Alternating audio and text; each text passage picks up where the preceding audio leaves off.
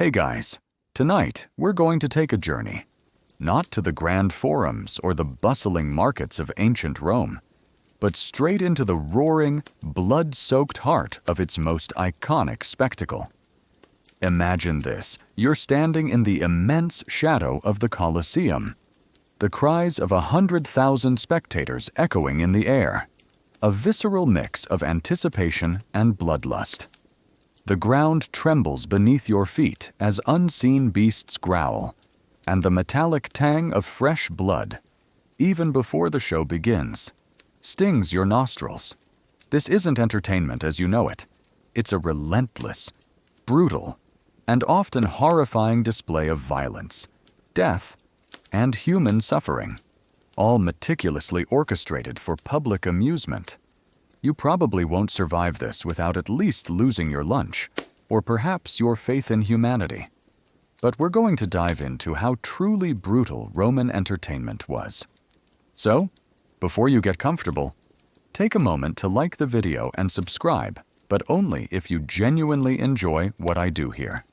And if you're feeling adventurous, drop your location and local time in the comments. I always love seeing where you guys are tuning in from. Now, dim the lights. Maybe turn on a fan for that soft background hum.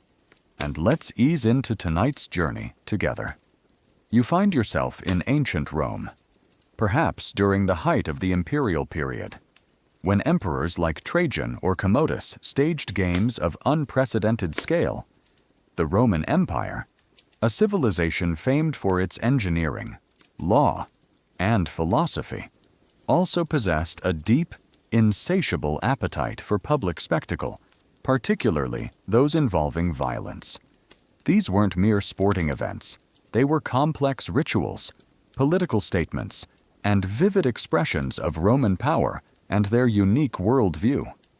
You quickly learn that for the average Roman citizen, brutal entertainment wasn't a guilty pleasure. It was a rite, a tradition, and a fundamental part of their social fabric, offered frequently by emperors and wealthy patrons to curry favor with the populace. The term ludi was used for these public games, encompassing everything from chariot races and theatrical performances to gladiatorial combats and wild beast hunts. But when we talk about brutal Roman entertainment, we're talking about the arena, the Colosseum, the amphitheaters across the empire, where the primary draw was the shedding of blood. This wasn't a sideshow. It was the main event, the highlight of the Roman day, eagerly anticipated by all social classes, from the senators in their privileged boxes to the common plebeians packed onto the wooden benches.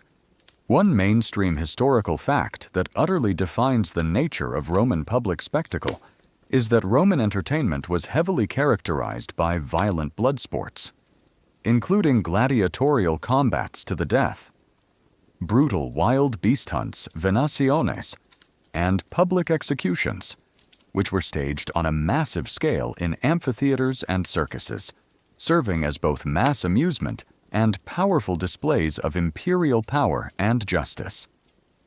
The Romans had a remarkably high tolerance and even appetite for explicit public violence. Think about it.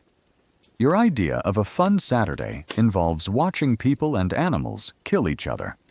A particularly quirky tidbit that reflects the casualness with which Romans viewed such brutality is the numerous pieces of graffiti found in Pompeii.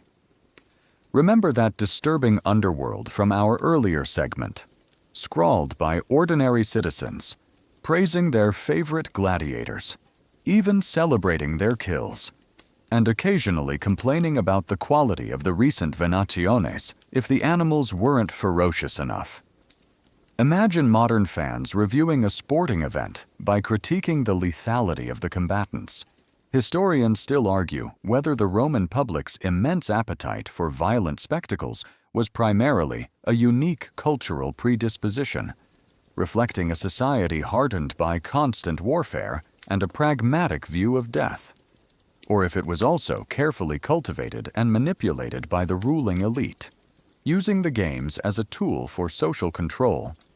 distracting the masses from political grievances and reinforcing imperial authority through displays of absolute power over life and death. Was it inherent bloodlust or political engineering that fueled the brutality? As you take your seat in the vast amphitheater, the roar of the crowd is already a physical force, vibrating through your bones. The air is thick with the dust of the arena floor, the smell of animal waste, and the lingering scent of previous bloodshed. The sun beats down, illuminating the vast tiers of spectators, a sea of faces eagerly awaiting the violence to come. You clutch your ticket, perhaps a small piece of pottery with a seat number, and feel the anticipation building, an unsettling mix of excitement and morbid dread. The sheer scale of these events is overwhelming. Thousands of people packed together, all focused on the central stage where lives will be brutally ended for their entertainment. This isn't just a brutal form of amusement. It's a profound cultural institution, deeply ingrained in the Roman psyche, a terrifying testament to their unique perspective on life, death, and the spectacle of power. And you're about to discover just how truly brutal Roman entertainment was. As the gates below the arena floor creak open, and the first performers step out into the blinding sunlight, as the roar of the crowd reaches a fever pitch, your focus narrows to the very heart of the amphitheater, the sandy arena floor. This is the stage for gladiatorial combat mortal duels, the absolute pinnacle of Roman brutal entertainment, where highly trained combatants, often enslaved or condemned, would fight each other, or sometimes animals, in life or death struggles for the amusement of tens of thousands. You quickly learn that this isn't choreographed performance art. It's visceral, brutal, and often horrifyingly quick. A deadly dance where glory is fleeting and death is a constant, almost certain, outcome. It's like watching a martial arts competition. But the only way to win is to kill your opponent. And the crowd gets to decide if you live or die.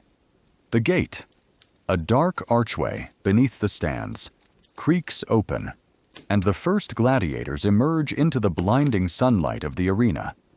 They march in, often in elaborate procession, their armor gleaming, their bodies hardened by relentless training. They are not equals. They are chosen to fight against different styles, with different weapons and armor, creating a fascinating but deadly tactical puzzle for the audience. You might see a murmillo, heavily armed with a large shield and short sword, facing a retiarius, armed only with a net and a trident, his body lightly armored for speed. The contrast in their equipment sets the stage for a dramatic, often drawn-out, contest. One mainstream historical fact that utterly defines the grim reality of these contests is that gladiatorial combats were ritualized. Single or group duels fought to the death. Though death was not always the outcome in every match, primarily between enslaved individuals, condemned criminals, or prisoners of war, who were trained specifically for combat in various styles, providing a brutal spectacle that emphasized Roman virtues of courage and endurance while serving as mass public entertainment. These weren't spontaneous brawls, but highly organized, lethal contests. Think about it. Every combatant knows there's a good chance they won't walk out of the arena alive. Imagine the clash of steel. The first moments of combat are often tense, a careful dance of feints and parries as the gladiators probe each other's defenses. Then, the fight explodes into brutal action. Swords clang against shields. The trident thrusts. The net whips through the air. The sounds are sharp, visceral, the grunts of exertion, the heavy thud of a body blow, the scrape of metal on metal, the dust of the arena floor, mixed with sweat and the occasional spray of blood. Kicks up around them. obscuring the view for a moment before settling.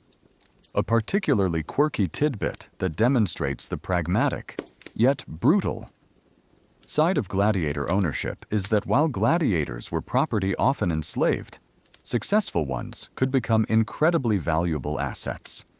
Owners might invest heavily in their training and diet. Remember those specific gladiator diets from The Awful Jobs in Ancient Rome. Section 4. To protect their investment. Sometimes even stopping a fight before a fatal blow was struck if their gladiator was severely wounded but still salvageable.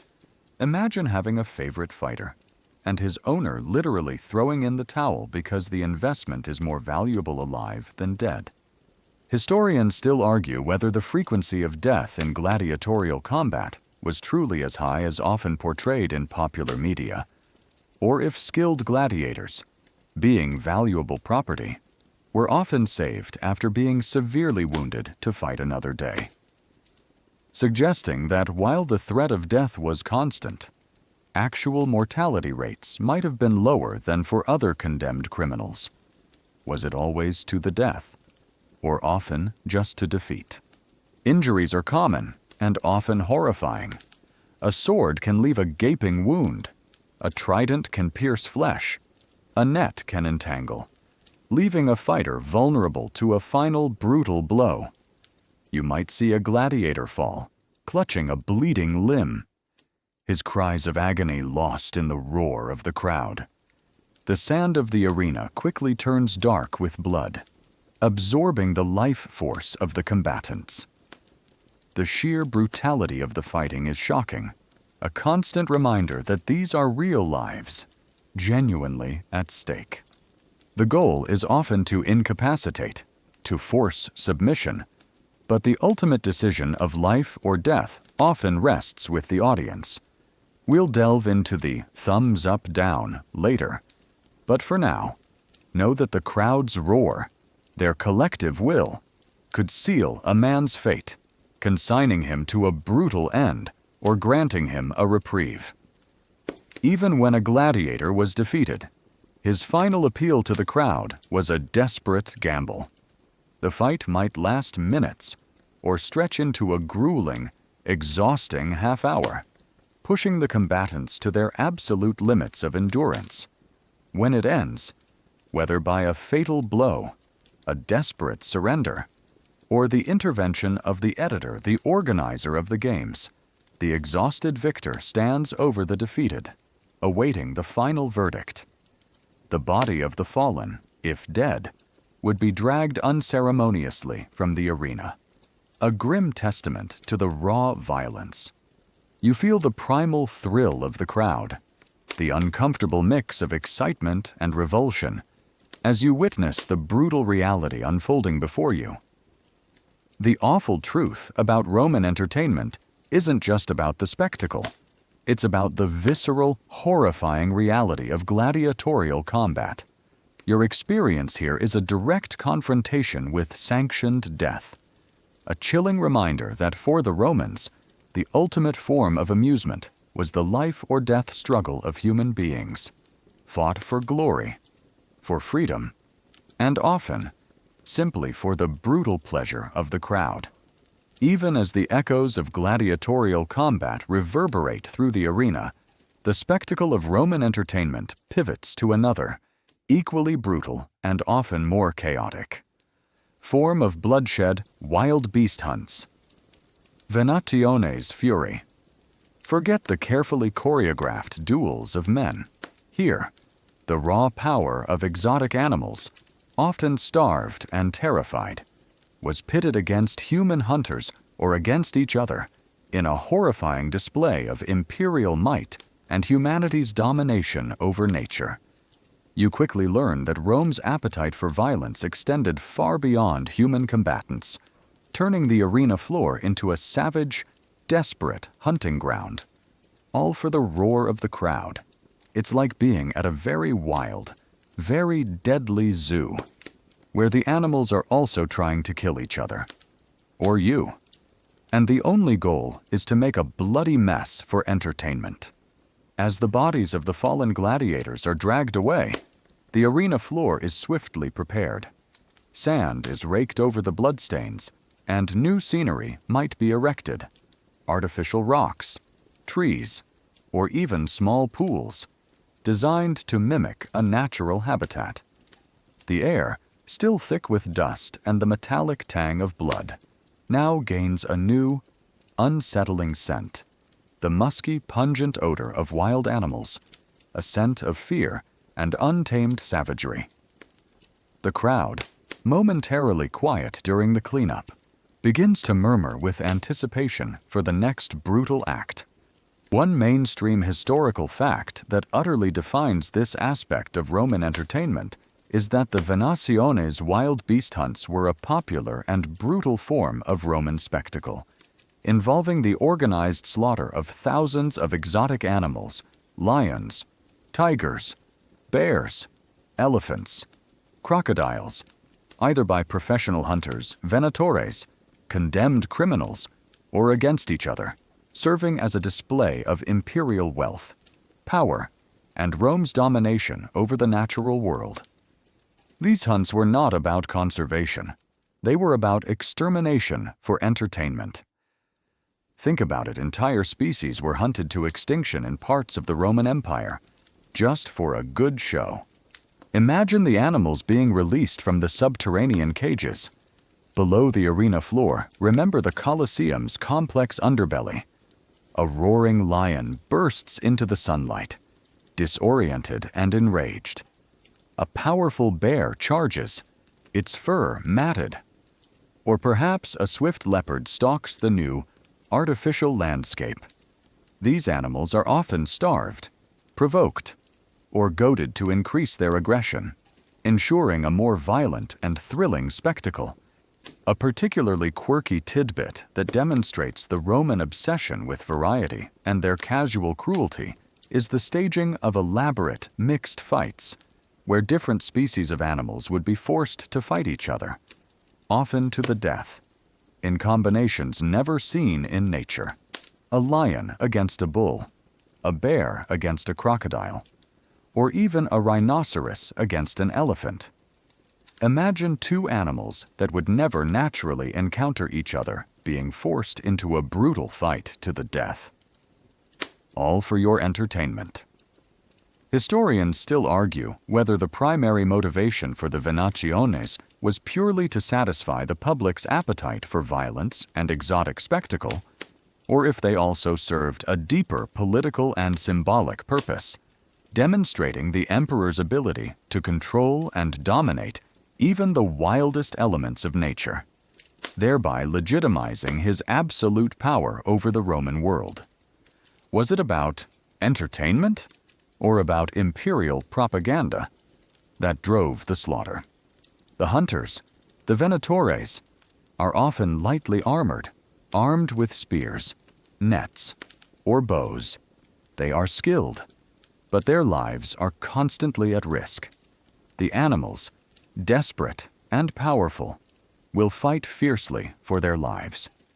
You hear the roars of the beasts, the screams of the hunters, the clash of weapons, and the desperate struggle as man battles beast.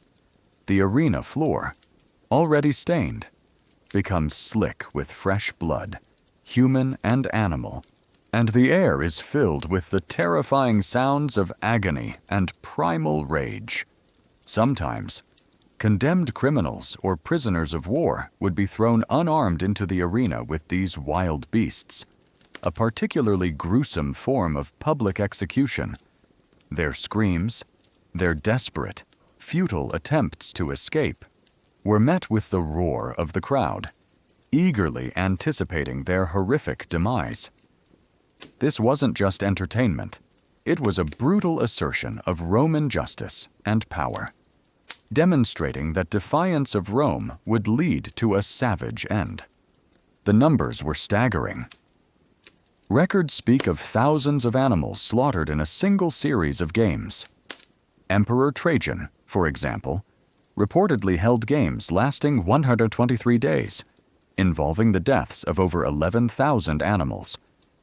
These immense figures speak to the sheer scale of the Venationes and the profound environmental impact they had on animal populations across the empire. You feel the primal thrill and morbid fascination, the tension in the air as a lion stalks its prey, the sudden burst of violence as a bear charges.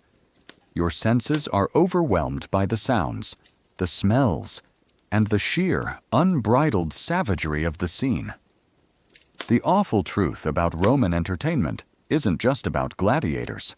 It's about the brutal reality of wild beast hunts, the venaciones. Your experience here is a direct confrontation with the mass slaughter of magnificent creatures. A chilling reminder that for the Romans, the ultimate form of amusement was the raw, untamed fury of nature, exploited and extinguished for the roar of the crowd. Turning the arena into a bloody, terrifying testament to imperial power and humanity's cruel dominion. As the arena is cleared of the dead beasts and blood-soaked sand, the brutal spectacle of Roman entertainment doesn't end. Instead, it transitions to another grim, yet highly anticipated form of public amusement, public executions, grim justice. Forget the subtle nuances of legal punishment. In ancient Rome, the condemned were often subjected to horrifying, theatrical deaths, meticulously designed not just to punish, but to terrify, to humiliate, and to assert the absolute power of the state over the individual, turning the arena into a stage for ultimate retribution. You quickly learn that Rome's concept of justice was deeply intertwined with its love for spectacle, and that your life, if deemed forfeit, could become a horrifying final performance for the roaring crowd. It's like being forced to star in a snuff film, but it's live, and the audience is your entire city, cheering for your demise. You watch as the arena floor is prepared once more, perhaps now strewn with crosses, stakes, or pyres. A hush falls over the massive crowd, a different kind of anticipation, less about thrilling combat and more about grim finality. The condemned are led out, sometimes in procession, their faces etched with terror, defiance, or utter resignation.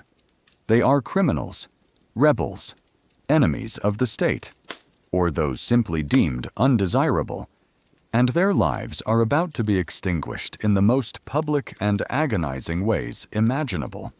One mainstream historical fact that utterly defines this horrifying aspect of Roman public life is that public executions were a common and brutal form of Roman entertainment, serving to punish condemned criminals, including slaves, traitors, and Christians through various agonizing methods like crucifixion, burning alive, throwing to wild beasts damnatio ad bestias, or being set on fire, all performed for the masses as a stark demonstration of state power and a deterrent against crime. These were deliberate acts of terror and retribution, presented as part of the games. Think about it. Your local government uses public torture as a way to spend your Saturday. Imagine the methods. Crucifixion, a slow, agonizing death by asphyxiation and exhaustion, was a common punishment for slaves, rebels, and non-citizens. You would see figures nailed or tied to crosses, left to suffer for hours, even days, their bodies racked with pain, until death finally claimed them. The crowd would watch, some with grim satisfaction, others perhaps with a detached curiosity, as the condemned struggled against their inevitable end. A particularly quirky tidbit that demonstrates the Romans' morbid creativity and casual cruelty is the practice of staging executions as elaborate theatrical reenactments of mythological stories or historical events. A condemned criminal might be dressed as a mythological figure, like Icarus, who flew too close to the sun and literally thrown from a high platform to his death, or dressed as Prometheus and chained to a rock to be torn apart by trained eagles or wild dogs. Imagine seeing a real-life snuff play based on Greek myths, all performed with actual human suffering for your entertainment. Historians still argue whether the extreme brutality and theatricality of Roman public executions were primarily a pragmatic tool for maintaining social order through terrifying deterrence, particularly in a society without a large police force, or if they also satisfied a deeper psychological need for retribution and spectacle among the Roman populace, reflecting a culture hardened by violence and war. Was it about control, or about satisfying a thirst for vengeance? Another terrifying method was damnatio ad bestias, being thrown to wild beasts. Remember those furious lions and bears from the Venatione's condemned criminals, often unarmed, would be released into the arena with these starved, enraged animals, their desperate screams and futile struggles providing a gruesome prelude to their inevitable demise. This was a particularly popular form of execution, as it combined the thrill of the wild beast hunt with the satisfaction of witnessing justice being served in the most brutal way imaginable. Burning alive was also used, particularly for those convicted of treason, sacrilege, or certain forms of murder. You would witness figures tied to stakes, surrounded by kindling, as the flames slowly consumed them, their agonizing screams echoing through the amphitheater. This horrifying death was often associated with a desire to purify the land of the perceived evil, a literal cleansing by fire. The sheer scale of these executions was immense.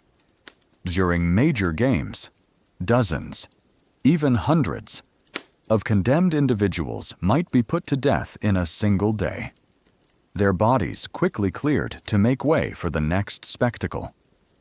The arena floor would be a grim tableau of suffering, a constant reminder of the state's absolute power over life and death. You feel the cold dread, the uncomfortable mix of fascination and revulsion as you witness these horrifying displays. You hear the screams, the roar of the crowd, and the chilling silence that falls as a life is extinguished. The awful truth about Roman entertainment isn't just about gladiators or animals. It's about the pervasive, horrifying reality of public executions.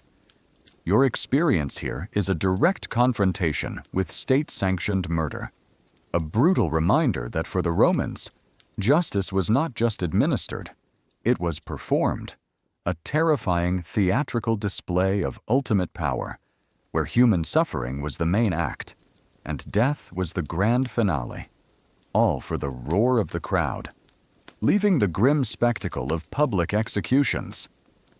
Your experience of Roman entertainment shifts from the amphitheater to another iconic, equally brutal, and utterly thrilling arena. Chariot races, crashes, and chaos. Forget modern, controlled motor racing. This was a high-speed, no-holds-barred contest of incredible danger, where massive, thundering chariots, driven by desperate men, hurtled around a treacherous track, often resulting in spectacular crashes, horrific injuries, and frequent fatalities. You quickly learn that the roar of the crowd here is fueled not just by speed, but by the constant anticipation of violent, fiery disaster, turning every lap into a gamble with life and limb. It's like watching a NASCAR race, but the cars are made of wood. The track is a dirt oval, and the drivers are literally strapped to their vehicles with no seatbelts or airbags, hoping they don't get dragged to death. You find yourself in the vast expanse of the Circus Maximus, Rome's colossal chariot racing stadium, capable of holding hundreds of thousands of spectators. The air is electric with excitement, a palpable buzz from the immense crowd. Below you, the long oval track, covered in sand, stretches out, marked by a central barrier spina adorned with statues and lap counters. The smell of dust, sweat, horseflesh, and the lingering scent of old blood and nervous excitement fills your nostrils. The charioteers, the stars of this brutal sport, are often enslaved individuals or freedmen, hailing from various factions identified by their colors: red, white, blue, and green. They are celebrated, famous figures, but their lives are incredibly dangerous and often short. They wear minimal protection, a leather helmet, perhaps some shin guards, and their reins are often wrapped around their torsos, giving them more control but making escape from a crashing chariot nearly impossible. One mainstream historical fact that utterly defines the inherent danger of this sport is that Roman chariot races were incredibly violent and high-risk events, with numerous spectacular crashes, naufragia, or shipwrecks that frequently resulted in severe injuries, dismemberment, and death for both charioteers and horses due to the high speeds, close quarters, sharp turns, and the practice of tying reins around the driver's body. The thrill for the audience was directly proportional to the risk involved. Think about it, a good race almost guaranteed a bloody accident. Imagine the start. The tension is unbearable as the chariots, typically pulled by 2 or 4 horses, bigai or quadrigai, line up at the starting gates. The signal drops, and with a thunderous roar, they explode forward, a blur of hooves, wheels, and straining bodies. The crowd erupts, a deafening wave of cheers and shouts, urging their favored faction forward. The initial charge is a frantic scramble for position, with chariots often colliding, wheels interlocking, and drivers jostling for the inside lane. The sharp turns around the spina are particularly perilous, demanding immense skill and nerve. This is where most crashes occur. You see a chariot going wide, its wheels grinding against the turning post, or another driver misjudging a turn. A particularly quirky tidbit that demonstrates the ruthless tactics and the inherent dangers of chariot racing is the use of long knives carried by charioteers. These weren't for fighting other drivers. They were specifically for cutting the reins wrapped around their bodies in the event of a crash, allowing them to escape being dragged to death by their panicked horses.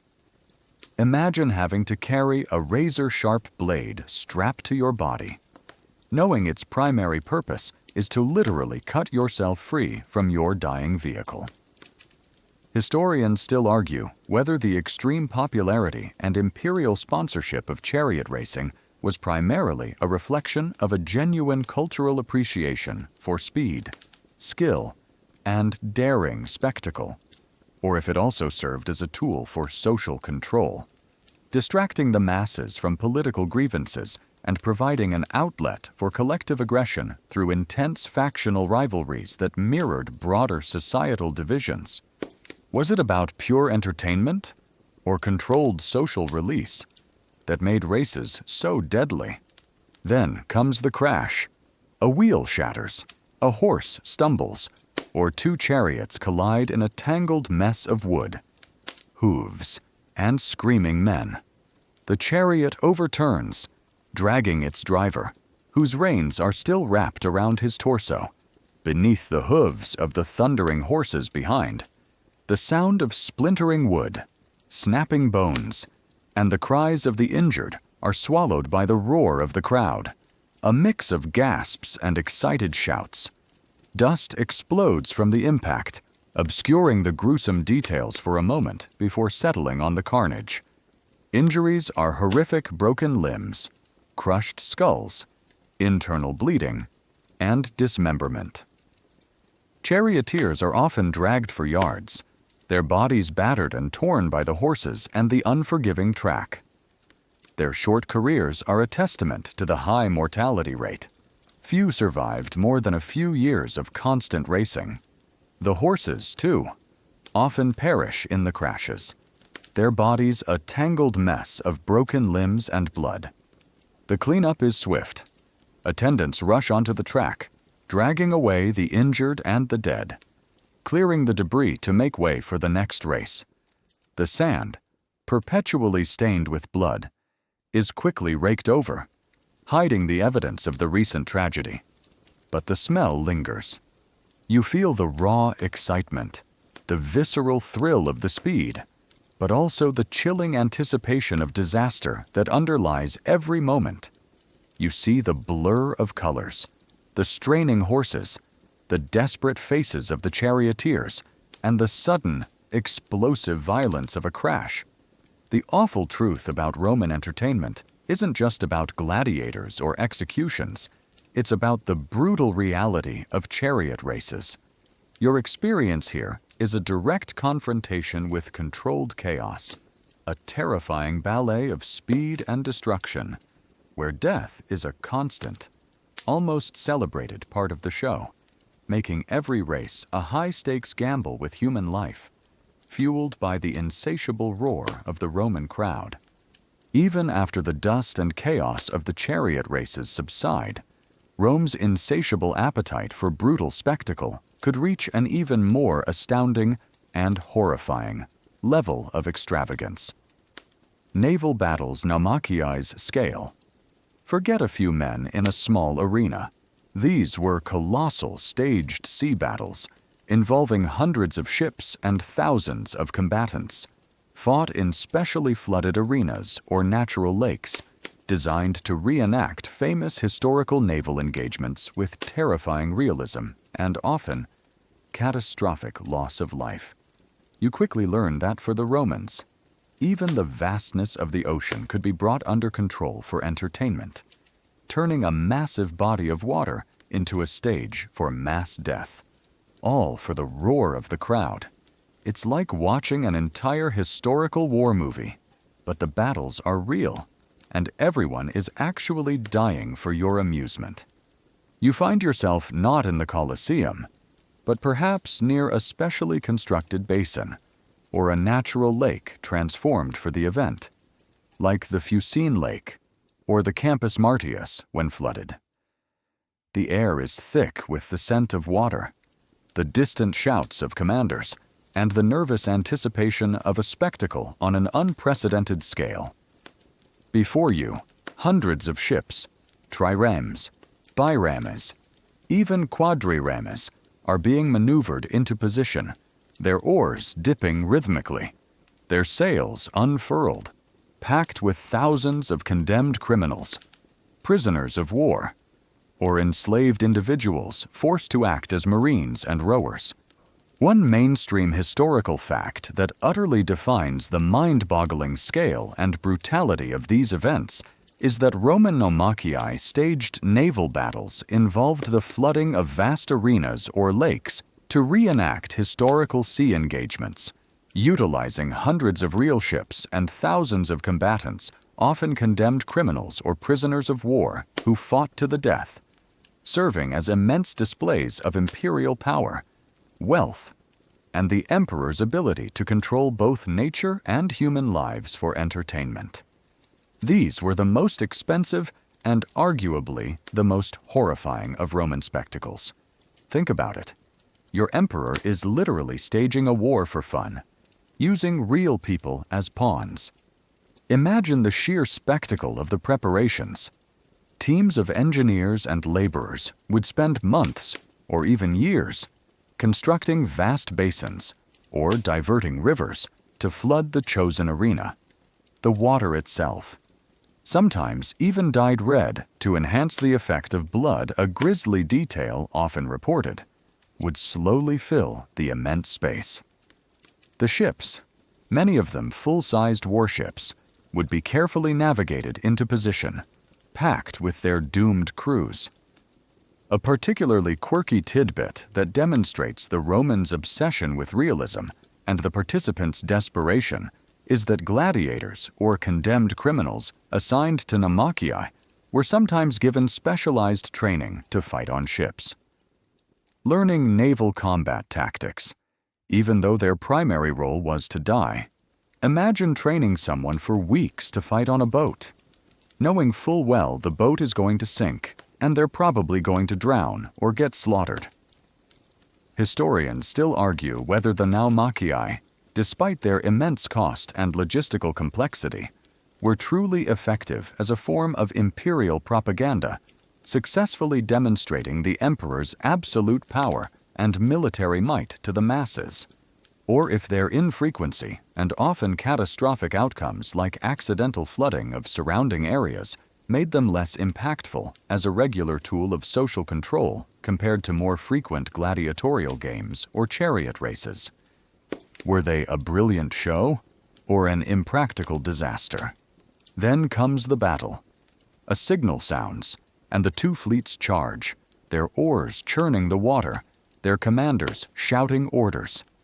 The air fills with the thud of ramming hulls, the splintering of wood, the screams of men, and the terrifying clash of weapons as boarding parties leap from ship to ship. Arrows fly, javelins pierce, and swords hack, turning the vast expanse of water into a bloody, churning chaos. You hear the shouts of men falling overboard, struggling in the water, their cries often ignored amidst the larger carnage. The objective is to sink or capture the enemy ships and to kill as many combatants as possible. There's no mercy for the defeated. Ships are rammed, set ablaze, or simply overwhelmed. The water turns red with blood, littered with debris and the bodies of the fallen. For the condemned, it's a desperate, hopeless fight for survival, often against overwhelming odds, knowing that victory might mean a temporary reprieve, but rarely true freedom. The scale of death is immense. Thousands of men could perish in a single naumachia. Emperor Claudius's naumachia on the Fucine Lake, for example, reportedly involved 19,000 combatants and caused colossal casualties. Their bodies, whether drowned or slain in combat, would sink into the artificial lake or be fished out unceremoniously after the spectacle concluded. You feel the ground tremble from the distant impacts, hear the roar of the crowd urging on the carnage, and watch in horrified fascination as miniature fleets become a chaotic tableau of destruction. The awful truth about Roman entertainment isn't just about gladiators. It's about the brutal reality of naval battles, the naumachii. Your experience here is a direct confrontation with mass death on a colossal scale.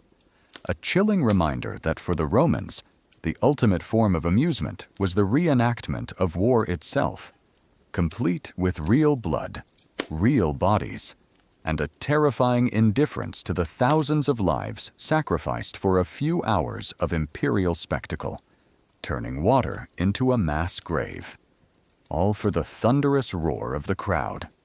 Even after the breathtaking and horrifying scale of the naumachii naval battles, the most intimate and chilling aspect of Roman entertainment places immense power directly in your hands: audience participation. Thumbs up, eye down. Forget passive viewing from a comfortable seat. As a Roman spectator, your voice, your gesture, could directly decide the fate of a defeated gladiator, condemning him to a brutal death or granting him a reprieve. You quickly learn that your emotional response, your collective will, is a powerful and often terrifying force, turning you from a mere onlooker into an active participant in life or death decisions, making every roar of the crowd and every hand gesture a direct act of judgment. It's like being a judge and jury, but the courtroom is a massive arena, and the verdict is delivered with a flick of your wrist. You sit in the vast amphitheater, the roar of the crowd still ringing in your ears from the previous spectacles. The dust of the arena floor, perhaps still damp from the mock naval battle, lies waiting for the next brutal act. Now, two gladiators have just finished a fierce, bloody duel. One stands victorious, exhausted but triumphant, his weapon still raised. The other lies wounded, disarmed, perhaps bleeding profusely, his life hanging by a thread, his eyes, full of pain and desperate hope, turn towards the imperial box, then sweep across the vast tiers of spectators, pleading for mercy. One mainstream historical fact that utterly defines the Roman audience's direct involvement in the brutal games is that the fate of a defeated gladiator often rested on the decision of the crowd. Expressed by hand gestures, most famously, thumbs up or thumbs down. Though the exact gestures are debated, which signaled to the editor-organizer of the games whether the gladiator should be granted missio reprieve or jugula death.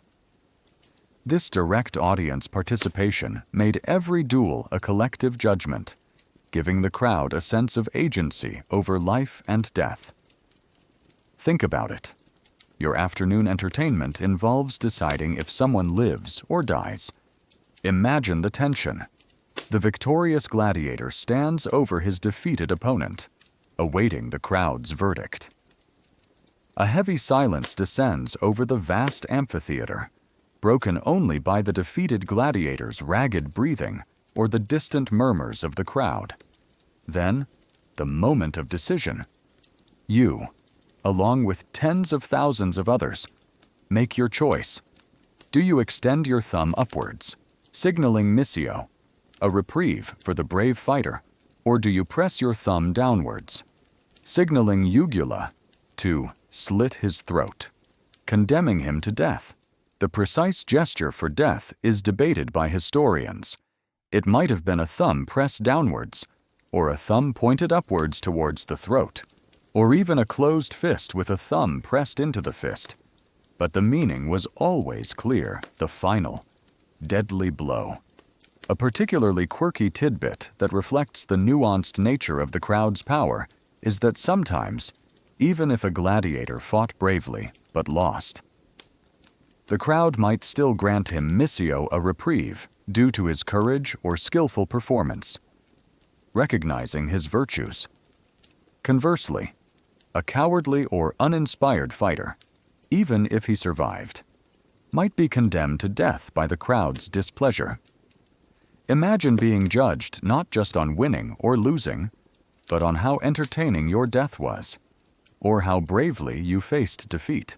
Historians still argue whether the crowd's power to grant missio or jugula was primarily a genuine expression of collective public will and a form of democratic participation in state justice, or if it was largely manipulated by the editor or the emperor, who could subtly influence the crowd's mood through preceding events, or simply overrule their decision if it didn't suit his agenda, making it more an illusion of power than real control. Was it true power, or a carefully managed illusion of it? The emperor, sitting in his special box, often had the final say, but he rarely went against the overwhelming will of the crowd. He was sensitive to public opinion, and going against the roar of tens of thousands could be politically unwise. So, your collective voice, your hand gesture, held immense, terrifying sway. The decision would send a ripple through the stands, a collective groan if a favorite was condemned, or a thunderous cheer if a popular fighter was granted reprieve.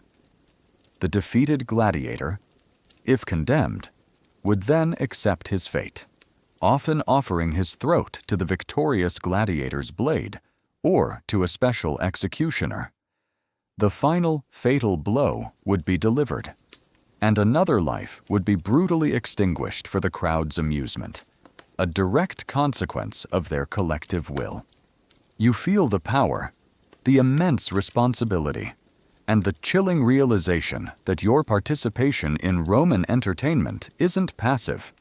You are an active participant in a system that thrives on life and death, and your voice, your hand, carries the weight of ultimate judgment. The awful truth about Roman entertainment isn't just about the brutality on the arena floor. It's about the disturbing reality of audience participation. Your experience here is a direct confrontation with the raw power of the crowd, turning you into a willing, or unwilling, arbiter of life and death. Making every decision about thumbs up or down, a chilling reminder of humanity's ancient and often brutal fascination with power over the ultimate fate of others. After making life or death decisions with a simple hand gesture, your focus shifts from the power of the audience to the grim reality of those who provided the entertainment, those whose lives were utterly expendable conditions. For performers, slave status. Forget the adulation and wealth that modern celebrities enjoy. The vast majority of gladiators, beast fighters, and condemned criminals forced to perform in Rome's brutal arenas were enslaved individuals or those without legal rights, condemned to a short, brutal existence defined by violence, exploitation, and the constant threat of a horrific death. You quickly learned that the spectacle of Roman entertainment was built on a foundation of human misery, where the performers were property, utterly devoid of autonomy, and their suffering was simply part of the show. It's like being a permanent member of a very famous, very brutal circus. But you're also a slave, and your only guaranteed performance is your own death. You look down at the gladiators, the venatores beast hunters, and the condemned criminals entering the arena. Their bodies, though powerfully built from training, often bear the scars of past wounds, previous fights, or the marks of their servitude. They are not volunteers, they are compelled to perform, their lives ultimately controlled by their owners, their trainers lanistae, and the will of the Roman state. Their existence is a stark contrast to the cheering crowds, a chilling reminder of the vast chasm between entertainer and entertained. One mainstream historical fact that utterly shatters any romanticized notion of these performers is that the vast majority of gladiators and participants in other brutal Roman spectacles were enslaved individuals acquired through war, debt, or birth, condemned criminals, or prisoners of war who possessed no legal rights, were subject to the absolute will of their owners or masters, and faced a brutal, short life expectancy due to the inherent violence and dangers of their profession. Their bodies were literally instruments of entertainment. Think about it. Your entire life is defined by how well you can die for someone else's amusement. Imagine the daily existence in the gladiatorial schools. Ludi, those harsh training facilities we touched on earlier from Section 4 of The Awful Jobs You Had in Ancient Rome. Your home is a cramped cell, often shared with other combatants, offering no privacy or comfort. Your diet, while often specifically designed to build bulk and provide energy for fighting, remember that quirky tidbit about barley eaters, is monotonous and without pleasure. Your entire day is consumed by grueling physical training, constant drills with heavy weapons, and the relentless discipline of your lanista. A particularly quirky tidbit that demonstrates the absolute control exercised over these performers is the fact that even if a gladiator earned fame and recognition, he still remained the property of his lanista. While a popular gladiator might receive gifts from fans or even earn small sums, this money almost always went to his owner, who alone could decide if and when he might be granted freedom manumission, often after a long and dangerous career, or if he would continue to fight until death. Imagine being a celebrity, but your owner gets all your earnings and can decide to send you into a deadly fight anytime he wants. Historians still argue whether the occasional manumission of gladiators or other performers, often granted publicly by the emperor or a wealthy editor, was primarily a genuine act of mercy and a reward for exceptional bravery, demonstrating a subtle recognition of their humanity. Or if it was also a cynical tool of social control, providing a powerful yet rare incentive for all enslaved performers to fight harder and remain obedient, perpetuating the brutal system by offering a glimmer of hope. Was it true mercy or calculated incentive that offered fleeting freedom? The physical toll of their lives was immense. Beyond the wounds suffered in the arena, which we'll discuss later, in Section 9's Wounds Ghastly, untreated, their bodies were constantly bruised, scarred, and strained by the rigorous training. They faced the omnipresent threat of infection, even from minor cuts, in the unsanitary conditions of the ludi. Their lives were often shortened not just by combat, but by chronic illness, malnutrition, and the sheer wear and tear on their bodies. The psychological burden was equally crushing. They lived with the constant knowledge that their lives were expendable, subject to the whim of a crowd or an emperor. They were forced to kill and to watch others die. For amusement, their dignity was stripped away, their bodies treated as commodities. They endured the roar of the crowd, knowing that their suffering was its primary source of entertainment. Their families, if they had any, were often also enslaved and could be separated from them at any moment. You look down at the gladiators, their powerful bodies moving with trained precision, and you feel a profound sense of sadness for their fate. They are not heroes, they are victims, forced into a profession that demands their suffering and their death for the pleasure of others. The awful truth about Roman entertainment isn't just about the bloodshed, it's about the brutal reality of the conditions for performers.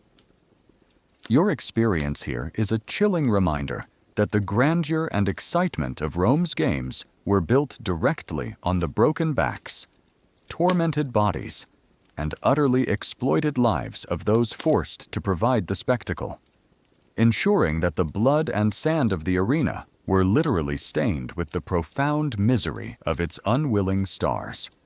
Having recognized the grim, exploited status of those forced to entertain, your understanding of Roman brutality deepens as you delve into the very crucible where these performers were forged. Training schools. Harsh discipline. Forget modern athletic facilities with their specialized equipment and supportive coaches. A gladiatorial ludus was a brutal, unforgiving institution designed to strip away individuality, harden the body, and instill absolute obedience through relentless physical conditioning, constant fear, and often savage corporal punishment. You quickly learn that the spectacle of the arena was built on a foundation of agonizing daily toil, and that the cheers of the crowd were earned through relentless suffering. It's like being trapped in a permanent, extremely violent boot camp, where every mistake is met with a whip, and your ultimate graduation ceremony is a fight to the death. You step inside the walls of a gladiatorial ludus, perhaps in Capua, a renowned center for gladiator training, or a smaller school attached to a local amphitheater. The air is thick with the smell of sweat, unwashed bodies, rough leather, and the constant metallic tang of blood from sparring. The sounds are a cacophony, the rhythmic thud of wooden swords hitting shields, the grunts of exertion, the sharp, guttural commands of the lanista, the gladiator's owner and trainer, and the occasional crack of a whip. Your life here, as a trainee, is utterly devoid of comfort or personal freedom. Your days begin before dawn, often with minimal sustenance, though their diet was carefully managed to build muscle and fat. Remember that quirky tidbit from Section 8's Conditions for Performers. Your quarters are cramped, unsanitary cells, often shared with multiple other trainees. Privacy is non-existent, and every moment is controlled, scrutinized by guards and overseers. One mainstream historical fact that utterly defines the nature of this training is that gladiatorial schools, ludi, subjected their enslaved or condemned trainees to a rigorous and brutal regimen of physical conditioning, weapon drills, and discipline, enforced through constant corporal punishment flogging, branding, and psychological coercion, designed to forge them into effective, fearless, and obedient combatants for the arena. This harsh discipline was essential for controlling a diverse and often unwilling population of fighters. Think about it.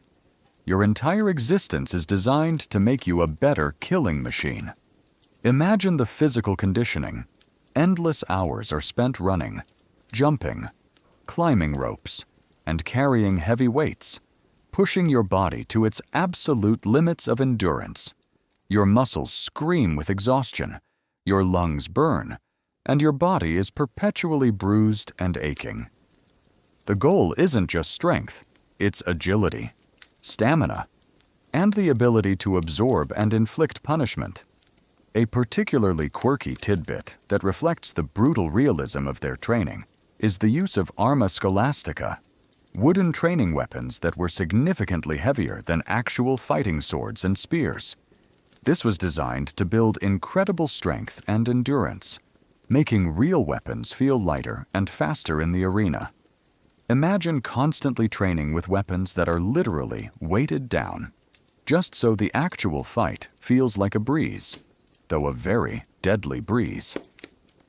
Historians still argue whether the extreme brutality and constant risk of injury during gladiatorial training were solely a pragmatic method to weed out the weak and quickly prepare fighters for combat, or if it also served a psychological purpose, breaking down the individual's will and replacing it with a collective identity and obedience to the lanista, making them more compliant and fearless in the face of inevitable death. Was it about efficiency or psychological control that made training so harsh? Weapon drills are central. You learn to fight with various types of gladiatorial equipment: the short sword, gladius, trident, net, curved dagger, sica, and heavy shield. You practice specific stances, parries, thrusts, and counterattacks against a wooden post pallus or against other trainees. The training is precise, lethal, and utterly focused on efficiency in combat. Mistakes are met with immediate, brutal correction from the doctor's specialist weapon trainers, often former gladiators themselves, who wield rods or whips to enforce discipline. You might hear the crack of the whip, followed by a muffled cry, a constant reminder of the consequences of failure. Beyond the physical, there's the psychological conditioning. You're constantly reminded of your status as property, of your expendability. You're trained to kill, but also to accept death. Fear is slowly replaced by a grim resignation, or by a burning desire for survival and a fleeting chance at glory. You are stripped of your past, your old loyalties replaced by a brutal camaraderie forged in shared suffering with your fellow trainees. The constant threat of injury, even in training, is immense. A misstep, a clumsy parry, and a wooden sword can still deliver a crushing blow. Infection from cuts and scrapes is a constant worry in the unsanitary ludi. Your body becomes a canvas of old scars, new bruises, and the pervasive ache of endless exertion. You feel the burning in your lungs, the raw chafing of the heavy wooden shield against your arm, and the constant gnawing of exhaustion. You parry a blow, strike back, your movements becoming instinctive, precise, utterly brutal.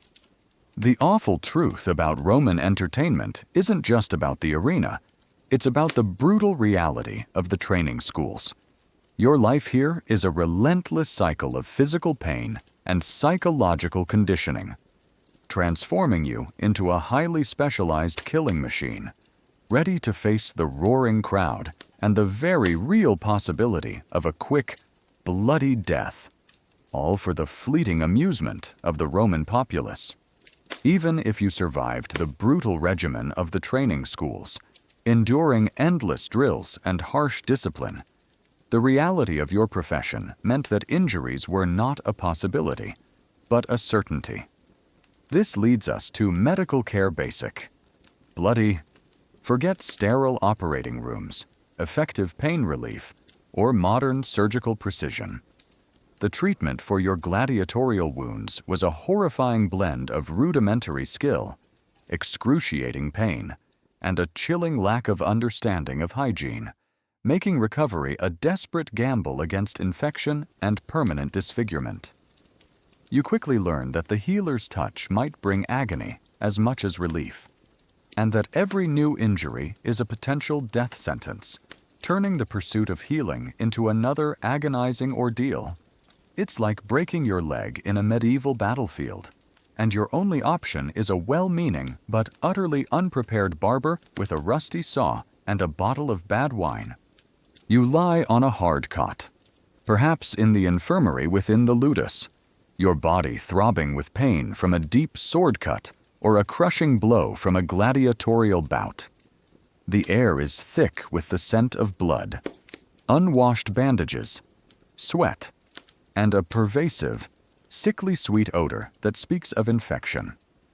Your doctor, the medicus, is likely an enslaved individual or a freedman, often with practical experience gained from patching up countless wounded gladiators, but without any modern medical training or understanding of germ theory. His tools are simple, but terrifying bronze scalpels, forceps, needles, and a variety of crude implements for stitching and cauterizing. One mainstream historical fact that utterly contrasts with modern medical care is that gladiatorial Medici doctors, while often highly skilled in trauma care like bone setting and wound suturing due to constant practice, operated without anesthesia, antiseptics, or an understanding of infection, making treatments incredibly painful and leading to rampant post-surgical complications like gangrene and sepsis, which caused high mortality rates even from non-fatal wounds. Their methods were direct, brutal, and often ineffective against the unseen killers. Think about it, your doctor might sew up a gaping wound, but then inadvertently kill you with his unwashed hands. Imagine the procedure. There is no effective anesthesia beyond a swig of strong wine or, if you're lucky, a few drops of opium-laced poppy juice, which would merely dull the very sharpest edges of your agony. You're held down by other enslaved attendants, your body tensed, your screams swallowed by a leather strap shoved in your mouth. The medicus probes your wound with unwashed fingers, assessing the damage. He might clean the wound superficially with water or vinegar, better than nothing, but far from sterile. Then, he begins. If it's a deep cut, he'll use thick, coarse thread and a large needle to stitch the wound closed, the needle tearing through your flesh. Each stitch sends a searing pain through your body. If a bone is broken, he'll attempt to set it, painfully manipulating the limb into place, then splinting it with wood and bandages. The sound of snapping bone, even your own, is sickening. A particularly quirky tidbit that demonstrates the pragmatic, yet brutal side of gladiator medicine is the evidence from skeletal remains showing instances of successful, yet incredibly invasive, skull surgeries where bone fragments were removed from the brain after head injuries.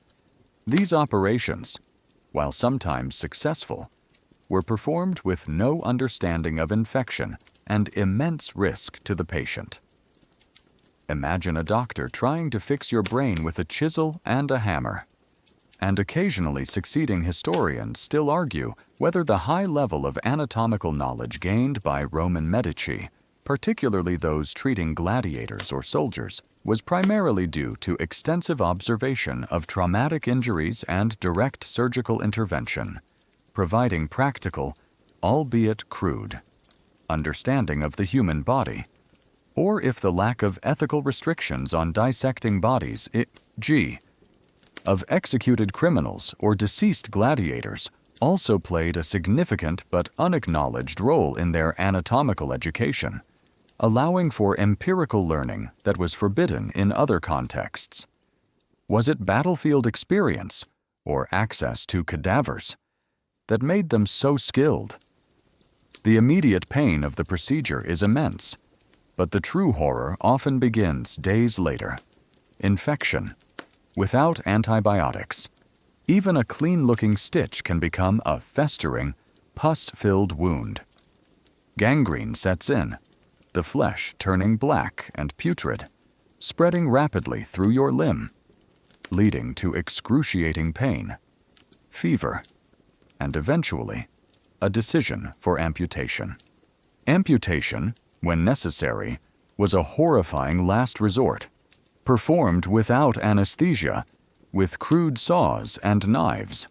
The limb would be severed, and the stump would then be cauterized with a red-hot iron to stop the bleeding, the smell of burning flesh filling the air. Many would die from the shock, the blood loss, or the inevitable infection that followed. For those who survived, disfigurement was permanent, marking them for life and often ending their gladiatorial career. You lie in the infirmary, your body throbbing, your senses overwhelmed by the smells and sounds of suffering around you.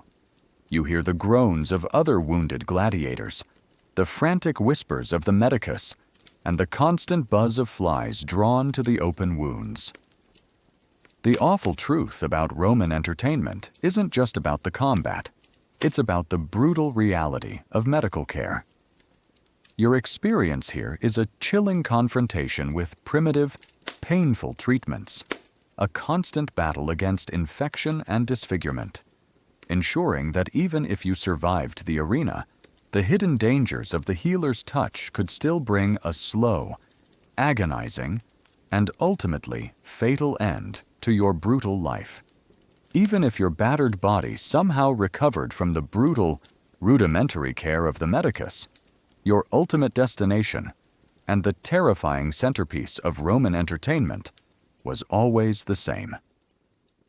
The Colosseum Death's Stage. Forget a mere stadium. This was the largest amphitheater ever built, a colossal monument to Roman power and its insatiable appetite for brutal spectacle, meticulously designed to facilitate mass death and awe-inspiring displays of violence.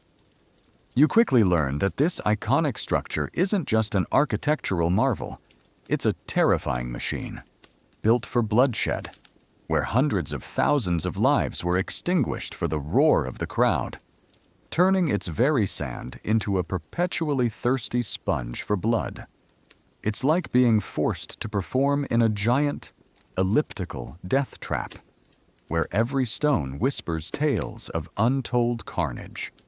You stand at the base of the massive structure, its towering arches and intricate tiers of seating overwhelming your senses. The sunlight glints off the travertine stone, giving it a deceptively benign appearance. But as you enter through one of the ground-level arches, perhaps one of the vomitoria, remember those passages for quickly spewing forth crowds. Section 8. The true scale and purpose of the Colosseum become terrifyingly clear. The air inside carries a faint, yet persistent, smell of dried blood, animal waste, and the lingering odor of sweat and fear, a distinct aroma that only such a place could possess.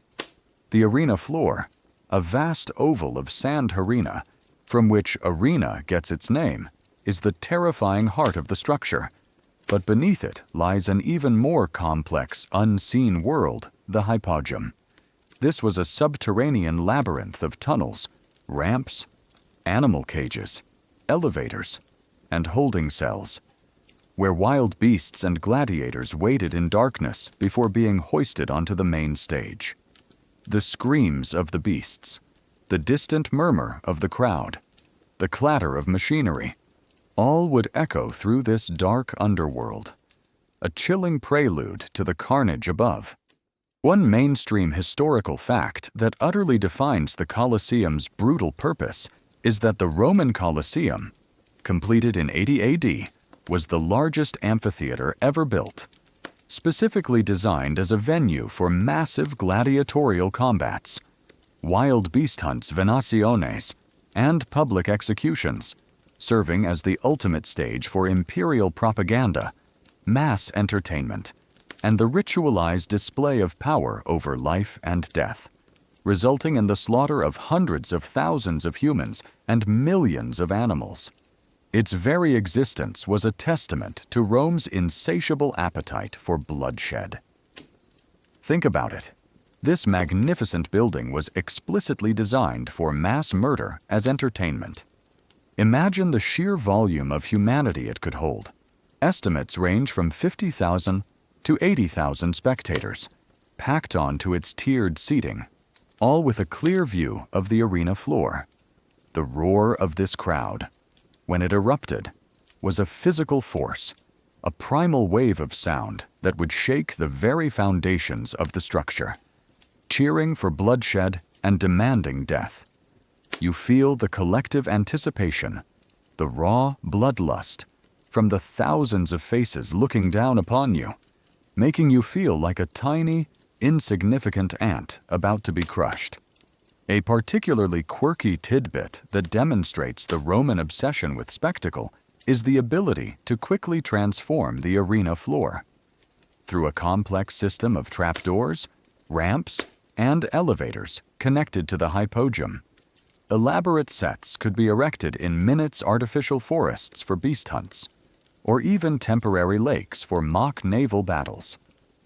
Though the largest naumachii were typically held elsewhere, smaller versions could be staged here. Imagine a massive arena that could magically transform from a forest to a desert, then back to a flat fighting ground, all within hours, providing an ever-changing backdrop for brutal entertainment. Historians still argue whether the Colosseum's primary function was truly to serve as a bread and circuses distraction for the Roman populace, a cynical tool of social control to pacify the masses, or if its immense scale and grand spectacles also served a deeper, more profound symbolic purpose, representing the emperor's cosmic power and Rome's absolute dominion over conquered lands and wild nature. Was it a political tool or a sacred stage that hosted such brutality? The purpose of every design element in the Colosseum was to facilitate the brutal entertainment. The complex system of tunnels and cages in the hypogeum allowed animals and gladiators to appear as if by magic, enhancing the surprise and terror. The vast seating capacity ensured maximum audience participation. Remember those thumbs up, down decisions. Section 7. The careful drainage system, though not always perfect, as we saw with after-party mess. Section 12 in Roman villas was designed to carry away the immense quantities of blood, water, and debris generated by the spectacles. The Colosseum was a symbol of imperial power. Its construction, often funded by the spoils of war, demonstrated the emperor's wealth, his generosity to the people, and his absolute authority over life and death. To attend the games was to participate in a communal ritual of Roman identity, a shared experience of violence and spectacle that reinforced their collective values. You feel the overwhelming grandeur of the structure, the immense shadow it casts, and the chilling realization that every stone, every arch, every tier of seating is steeped in the history of human and animal suffering. The awful truth about Roman entertainment isn't just about individual fights. It's about the very stage upon which this brutality unfolded. Your experience in the Colosseum is a direct confrontation with death's grandest theater, a terrifying machine built for bloodshed, ensuring that its legacy of carnage continues to echo through the ages. a monumental testament to Rome's insatiable appetite for brutal spectacle and the terrifying cost of its entertainment. Even as you stand awestruck by the sheer scale of the Colosseum, remember that it's roaring spectacles of wild beasts. Those venaciones we discussed in Section 3 required an enormous, often hidden, infrastructure devoted to their procurement animal sourcing brutal supply chain. Forget wildlife documentaries showing majestic animals in their natural habitats. These magnificent creatures were captured from across the vast Roman Empire, often through incredibly dangerous and cruel methods, then transported thousands of miles under horrific conditions, only to be slaughtered for public amusement. You quickly learn that every roaring lion or charging bear in the arena represented a long, brutal journey of suffering, turning the empire's thirst for spectacle into a massive, global operation of animal exploitation. It's like being a supply chain manager for a global enterprise, but your goods are terrified, captured wild animals, and your delivery methods are incredibly inhumane. You might find yourself in a bustling Roman port, far from the capital, perhaps in North Africa or the Near East. The air is thick with the cries of animals, the shouts of handlers, and the pervasive smell of fear, waste, and confined wildness. Enormous wooden cages are being loaded onto ships, their contents pacing restlessly or huddled in terrified silence. This isn't just about capturing a few animals, it's an industry, involving specialized hunters, vast networks of traders, and a complex logistical challenge to bring exotic beasts from the far corners of the known world to the arenas of Rome. One mainstream historical fact that utterly defines the scale of this exploitation is that the Roman Empire organized vast, brutal supply chains to capture and transport hundreds of thousands, if not millions, of wild animals, including lions, tigers, bears, elephants, panthers, rhinos, and hippos from across its provinces to feed the demand for venaciones in arenas, subjecting these animals to cruel capture methods, inhumane transport conditions, and eventual slaughter. This relentless demand had a profound impact on animal populations, driving many to local extinction. Think about it, your Saturday afternoon entertainment required the emptying of entire ecosystems. Imagine the capture methods. Hunters, often local experts or Roman military detachments, would employ various brutal techniques. Pit traps, nets, and large enclosures were used to ensnare animals, often injuring them in the process. For larger, more dangerous animals, cunning and overwhelming force were required, often resulting in casualties among the hunters themselves. The objective was simply to capture the animal alive, regardless of its condition. As a dead lion wasn't much fun for the arena. A particularly quirky tidbit that reflects the extreme lengths taken for specific, rare animals is the incredible effort and expense involved in transporting unique creatures like giraffes, hippos, or rhinoceroses. These animals, which were particularly difficult to capture and keep alive, were sometimes transported across land in specially built wooden crates, requiring teams of hundreds of men and vast quantities of food and water, often suffering immensely during the journey. Imagine a modern zoo trying to acquire a rare animal, but they have to walk it across multiple continents in a wooden box with no air conditioning. Historians still argue whether the Romans' seemingly insatiable demand for ever more exotic and dangerous animals in the arena was primarily a direct reflection of a growing societal taste for novelty and extreme spectacle, demonstrating the emperor's ability to literally bring the wild world to Rome, or if it was also driven by competitive display among wealthy editors who constantly tried to outdo each other in the grandeur and rarity of their venations. Was it about a thirst for the exotic, or a competition for status, that fueled this brutal supply chain? The transport was horrific.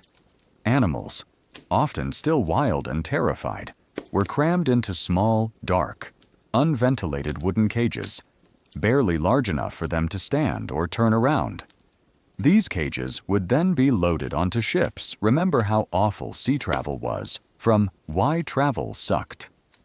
Section 7 and the terrible journeys across the Mediterranean, enduring weeks or months of brutal ocean voyages, exposed to the elements, lacking adequate food and water, and often suffering from disease, injury, and profound psychological stress.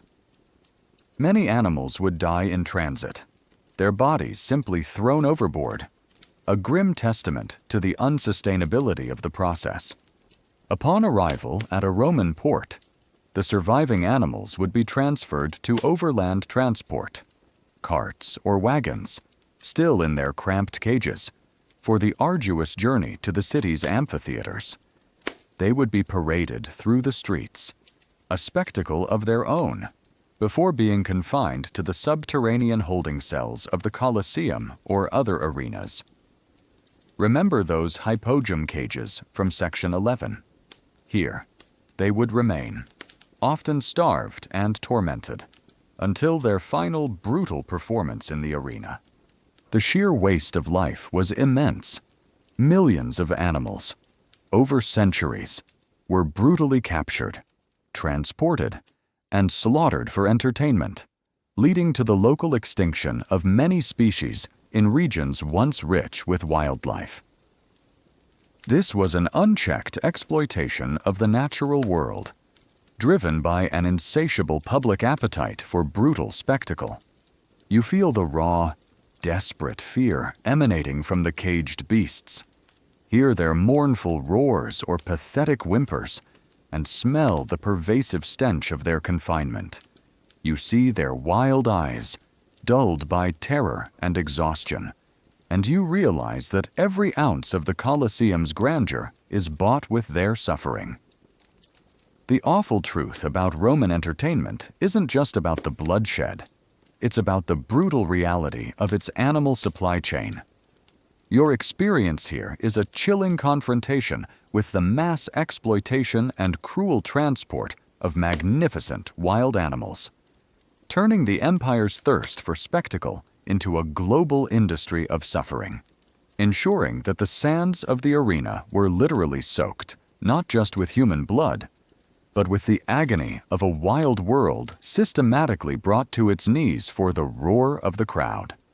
After the last roar of the crowd has faded, the final body has fallen, and the emperor has departed. The brutal spectacle of Roman entertainment leaves behind a chilling, utterly repulsive reality. Aftermath, gore, and disposal. Forget the sanitized arenas of modern entertainment venues, the Colosseum and other Roman amphitheaters, once vibrant with life and death, transformed into vast, reeking slaughterhouses, demanding a grim, efficient, and utterly unglamorous cleanup of blood, guts, and shattered bodies. You quickly learn that the spectacle of Roman glory came with a truly disgusting price, and that thousands of lives, human and animal, left behind a horrifying mess that someone had to deal with, turning the arena into a literal charnel house. It's like being forced to clean up after a massive, very bloody, and very, very messy party, where the guests are dead and your only tools are shovels and sponges. You stand on the arena floor, the dust settling, revealing the full extent of the carnage. The vibrant energy of the crowd has vanished, replaced by an eerie silence, broken only by the groans of the dying and the quiet, efficient movements of the cleanup crews. The ground, a moment ago the stage for grand combat, is now a tableau of unimaginable gore pools of glistening blood, severed limbs, disemboweled animals, broken weapons, and the mangled bodies of gladiators, beast fighters, and condemned criminals. The air is thick with the coppery stench of fresh blood, mingled with the metallic tang of sweat, fear, and the pervasive odor of death. One mainstream historical fact that utterly contrasts with the sanitized image of ancient games is that after Roman gladiatorial combats, venationes, and executions, the arena floor was a scene of immense gore, requiring large teams of enslaved laborers to perform the grisly and unsanitary task of removing bodies, human and animal, clearing debris, and raking over the blood-soaked sand, often under primitive conditions. This brutal aftermath was an unseen but integral part of the spectacle's preparation for the next round of violence. Think about it. Your idea of a job involves shoveling literal mountains of dead bodies. Imagine the libitinari, the corpse handlers, or the palinctores, those responsible for the dead. Often, these were enslaved individuals, or members of the lowest social classes, whose job was as reviled as the executioner remember that miserable life. From Section 10 of that script, where they handled bodies and were unclean, they move across the arena floor, their faces grim, their movements practiced, systematically gathering the bodies. For humans, there might be a last check for signs of life, a final mercy stroke from a designated attendant, or a quick drag out of the arena through the Porta Libitinaria, the Gate of Death. A particularly quirky tidbit that demonstrates the Romans' perverse efficiency and chilling indifference to the dead is the practice of sometimes using a long hook or a specialized grapple to drag the bodies of the defeated or dead gladiators and animals unceremoniously off the arena floor. Imagine being dragged away by a hook through your neck or foot, even in death, to make way for the next act. Historians still argue whether the extreme haste and brutal efficiency of the arena cleanup, despite its unsanitary nature, was primarily a pragmatic necessity to prepare the venue quickly for subsequent events and to prevent the spread of disease from decaying bodies, or if it also served a symbolic purpose, highlighting the transient nature of life and the complete expendability of those who died for entertainment, emphasizing the emperor's total dominion over life and death. Was it about logistics or chilling symbolism that made cleanup so brutal? The bodies of the wild animals, often massive and heavy, would also be removed, sometimes dragged by ropes or hauled by enslaved individuals. The arena floor, made of packed earth and sand, absorbed immense quantities of blood, turning vast sections into dark, sodden patches. Cleanup crews would then rake over the blood-soaked sand, attempting to cover the evidence of the recent carnage, or even replace sections of sand if the staining was too severe. But the faint, coppery smell would linger. Broken weapons, shattered shields, splinters of wood from chariots, all the detritus of battle had to be meticulously collected and removed. The hypogeum, the vast underground complex beneath the arena, remember that from Section 11, Death's Stage, would become a temporary repository for these gruesome remains, awaiting final disposal. The stench, even down there, would be immense. The sanitary conditions during this cleanup were appalling. Blood, guts, and waste were handled without protective gear, increasing the risk of infection and disease for the cleanup crews. The air was thick with putrefaction in warmer weather, attracting swarms of flies.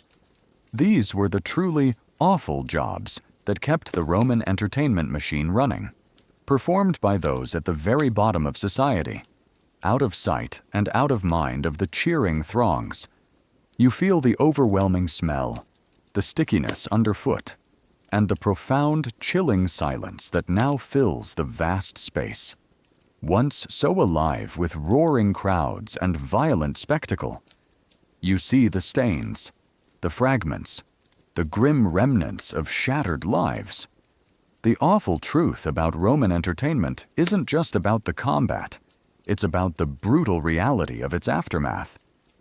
Your experience here is a direct confrontation with the unseen gore and the disgusting disposal of the dead, a chilling reminder that the spectacle of Roman glory, fueled by bloodshed, came with a hidden price of immense human and animal suffering, leaving a trail of unglamorous carnage that was meticulously swept away, only to be repeated for the next round of brutal amusement. After witnessing the gruesome aftermath and the horrifying cleanup, you might wonder why the Roman elite went to such extraordinary and often disgusting lengths to stage these brutal spectacles. The answer lies in their ultimate purpose: imperial propaganda power's display. Forget mere entertainment for the masses. The gladiatorial games, the wild beast hunts, and the public executions were meticulously designed, incredibly effective tools of political control, imperial assertion, and a constant, terrifying demonstration of the emperor's absolute power over life, death, and the very cosmos. You quickly learn that every drop of blood spilled in the arena was a calculated political statement, turning the brutal spectacle into a sophisticated, visceral form of propaganda designed to awe, subdue, and unite the populace under imperial rule. It's like being at a massive political rally, but instead of speeches, the message is delivered through bloodshed, and the audience is conditioned to love it. You stand in the vast amphitheater, the last traces of gore being covered by fresh sand. Remember that grim cleanup from Section 13. As the crowd swells again, you realize this isn't just about fun.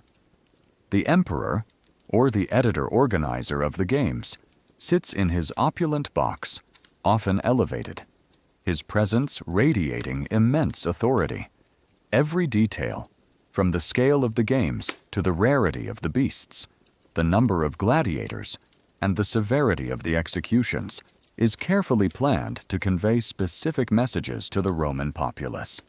One mainstream historical fact that utterly defines the political utility of these games is that Roman emperors and wealthy elites invested colossal sums in staging gladiatorial games and other spectacles as a primary form of imperial propaganda, using them to gain popular favor, distract the masses from political or economic grievances, bread and circuses, assert their absolute power over life and death, and display Rome's dominion over conquered lands and wild nature. The games were an essential component of Roman governance and public relations. Think about it. Keeping the populace happy means giving them blood. Lots of it. Imagine the messages. The emperor, through the sheer scale of the Venation's wild beast hunts. Remember Section 3, demonstrated Rome's dominion over the natural world, bringing exotic and dangerous animals from the furthest reaches of the empire to be slaughtered. This symbolized Rome's control over conquered lands and its ability to tame even the wildest elements of nature. Every roaring lion was a testament to Roman might. Every dead elephant a symbol of imperial reach. A particularly quirky tidbit that demonstrates the emperor's direct involvement in this propaganda and his sense of humor is the occasional staging of themed or narrative spectacles. Emperor Domitian, for example, reportedly held naval battles in the Colosseum with a purpose-built structure for water. Using dwarf gladiators, remember them from parties. Section 6, but now in the arena, or even female gladiators, pushing boundaries and asserting his unique, often eccentric, control over every aspect of public life and entertainment. Imagine an emperor designing a fight that's specifically supposed to make a political statement about his unique power, using every possible variation of combatants. Historians still argue whether the bread and circuses strategy was genuinely effective in preventing large-scale political unrest and maintaining social cohesion by distracting the Roman masses from their hardships. Or if its impact was more limited, merely providing temporary amusement while deeper societal issues like poverty and inequality continued to fester beneath the surface, occasionally erupting despite the games. Did it truly pacify the populace, or just provide a fleeting distraction? The gladiatorial combats themselves were rich in symbolism. The bravery and discipline of the gladiators, even if enslaved, were often seen as reflecting Roman virtues, courage virtues, endurance patientia, and a dignified acceptance of fate. The crowd's power to grant missio reprieve. Section 7, or jugula death, was a controlled outlet for popular will, giving the populace a sense of participation in judicial decisions, reinforcing the emperor's role as the ultimate arbiter of life and death, even as he subtly guided their choices. Public executions, remember Section 4's grim justice, were the starkest form of propaganda. The horrifying deaths of condemned criminals, rebels, or enemies of the state served as chilling warnings against disobedience and reinforced the absolute authority of Roman law. Those who dared to defy Rome, whether foreign captives or internal traitors, met a spectacular and agonizing end, their suffering a visible testament to the consequences of opposition. The sheer scale of the Colosseum itself, remember that death stage from Section 11 was a powerful message. Its monumental size, its architectural grandeur, and its capacity to hold tens of thousands of cheering citizens all spoke of Rome's power, its wealth, and its ability to mobilize vast resources for the common good, or at least the common amusement. The games were a collective experience that fostered a sense of shared Roman identity, a bonding ritual forged in blood and spectacle. You feel the overwhelming power of the state, subtly yet viscerally communicated through the bloodshed. You are part of the roaring crowd, caught in the intoxicating mix of excitement and fear, and you understand that every cheer, every gasp, is a tiny contribution to the emperor's narrative of absolute power. The awful truth about Roman entertainment isn't just about its brutality. It's about its chilling effectiveness as imperial propaganda. Your experience here is a direct confrontation with the political utility of violence, a visceral demonstration of how emperors used blood sports to display their power, control their populace, and solidify their reign, ensuring that the spectacle of carnage was not just entertainment, but a vital, brutal, and enduring pillar of Roman governance. After witnessing the mortal duels of gladiators, the furious slaughter of wild beasts, the grim public executions, the chaotic chariot races, the colossal naval battles, the terrifying power of audience decisions, the brutal conditions of the performers, the harsh discipline of the training schools, the basic and bloody medical care, the immense scale and purpose of the Colosseum, and the brutal reality of the animal supply chains, you finally emerge to confront the complex and enduring fascination, moral cost. The brutal spectacles of Roman entertainment, for all their horrifying realities, have left an indelible mark on human history, continuing to fascinate and disturb us, even as they force us to confront the profound ethical questions surrounding mass violence and public spectacle. You realize that the very roots of our modern entertainment and our comfort with certain forms of simulated violence twist back to these ancient, blood-soaked arenas.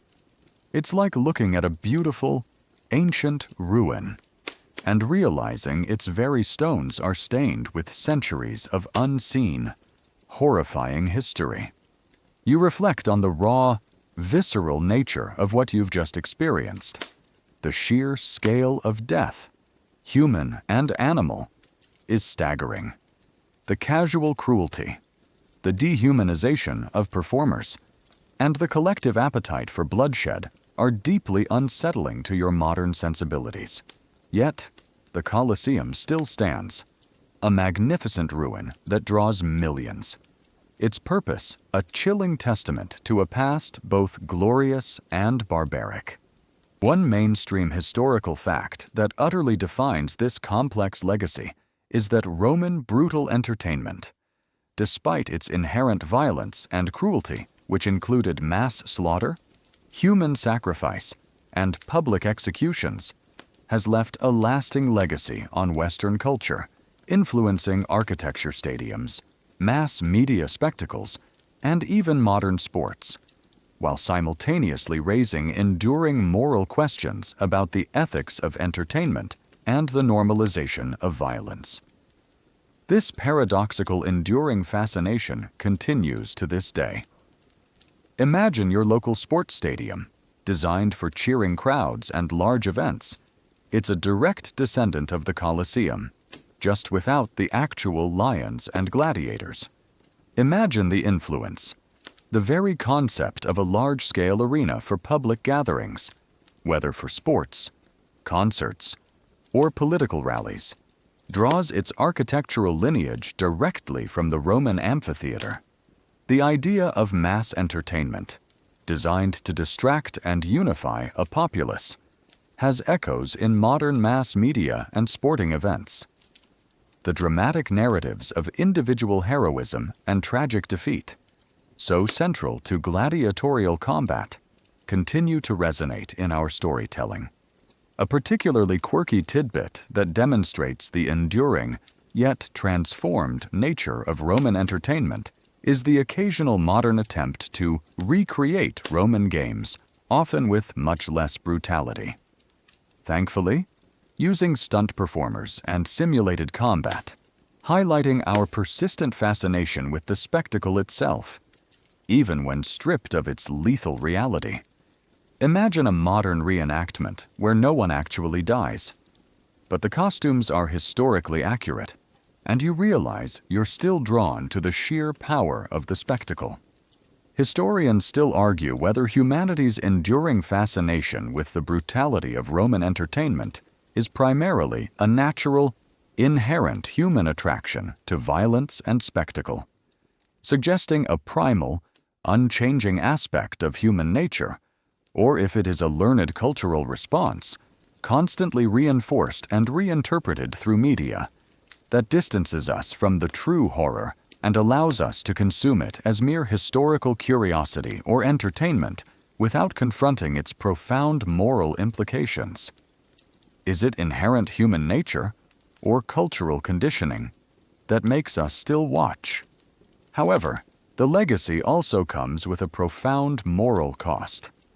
The brutal reality of Roman entertainment forces us to confront uncomfortable truths about human nature, the capacity for cruelty, the allure of violence, and the ease with which societies can normalize unspeakable acts for the sake of amusement or political control.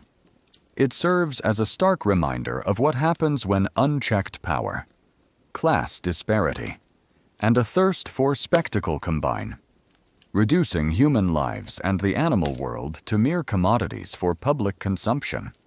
The shift away from such brutal forms of entertainment in later centuries, driven by factors like the rise of Christianity, changing social values, and the decline of the empire, represents a slow, often uneven, evolution in moral sensibilities.